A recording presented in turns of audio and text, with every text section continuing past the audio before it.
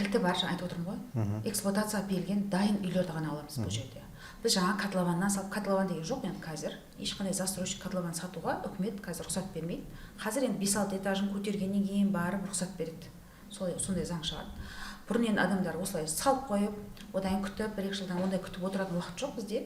Сондықтан біз только дайын үйлерді ғана аламыз. Бірақ черновой немесе ескі үйлер, дұрыс ремонт жасалмаған, бастаған ремонт тастап кеткен, осындай ғана үйлерді аламыз.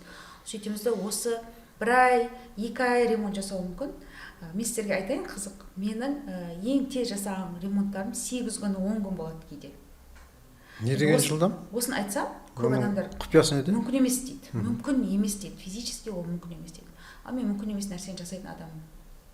Сондықтан жарайды 10-15 күн демей ақ қойшы мен сияқты. 1 ай жасады дейікші ремонтты. 1 ай жасады, ремонт 2-ші ай сатты.